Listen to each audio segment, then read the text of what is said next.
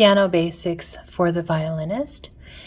If you are a string player and you're having trouble finding your pitches on your strings and on the fingerboard, you probably would benefit greatly from just a basic tutorial on piano, and just, what does the keyboard look like and how are the pitches arranged? How do sharps work? How do flats work? How do natural notes work? So that's what this video is about. The piano is basically arranged in an alternation of white keys and black keys, white, black, but it's not always black and white exactly alternating. So it goes white, black, and then there are some spots where you don't have a black key. Okay, for example, there are 2 black keys here, right? And then there are 3 black keys here. 2 black keys, 3 black keys. That's why it looks like 2, 3, 2, 3, because actually right here there's a spot where a black key could have been. It's missing, right? Right there's a spot where a black key could have been there, right?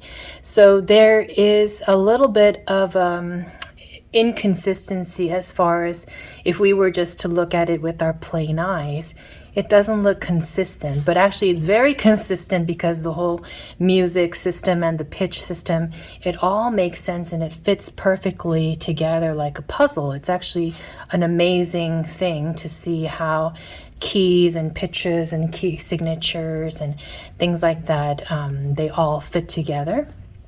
But for somebody who may be new to this, it looks a bit random, okay, or it seems a bit random.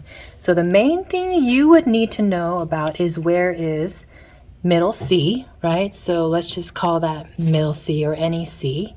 Okay, so what I do when I teach my piano students, for example, I tell them to look for the 2 black keys that are near the center of the piano, and then you go to the left to this white key, and that's middle C. So I'm going to go ahead and mark that C. Okay, so that is C, and if you just use your alphabet, right, A, B, C, D, E, F, G, that's the music alphabet. After G comes A again.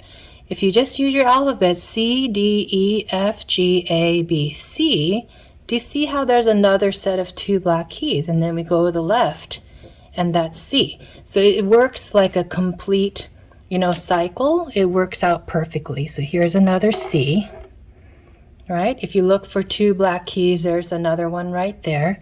Go to the left, that's C. C, D, E, F, G, A, B, C. D, E, F, G, A, B, C. Why am I starting on C? Because for a pianist, that's the most important note, okay? But A would be right there, right? C, B, A, that's where A lives.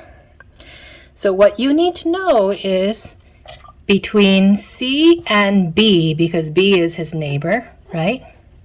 There is no black key, right? C, D, E, between E and F, right? There is no black key. Those are the tricky moments. Anytime you're playing the violin and looking for notes on your instrument, those are the tricky moments. So between B and C, no black key. Between E and F, no black key. That is the reason why. Let's just take D and E, for example. D and E.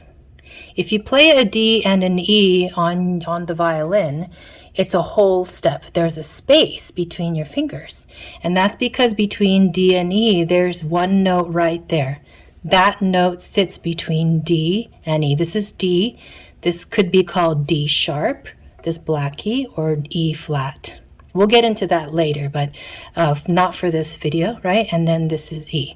So between D and E, there is one note in between, and that's why you have to leave a gap. So if you know the basic, way that the keyboard is set up, and you understand the concept of whole steps and half steps on the violin, then you can figure out almost anything, right?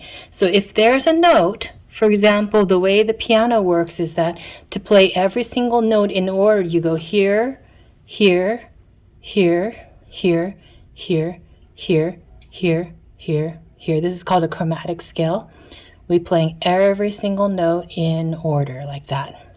You understand? So if we play E to F, right, we actually have to make that a half step. So I call that, with my students, I call that where are the natural half steps, right, between B and C, right? There is no note, right? So B and C are neighbors. So on the violin, you have to put your fingers close together. That's a half step. Between D and E, you have to put your fingers apart, right? So you need to leave a gap. Between E and F, you have to put your fingers close together. A to B. A to B, it's a whole step because you have to leave room for this pitch right here. Between G and A, it's a whole step because you have to leave room for this pitch right here.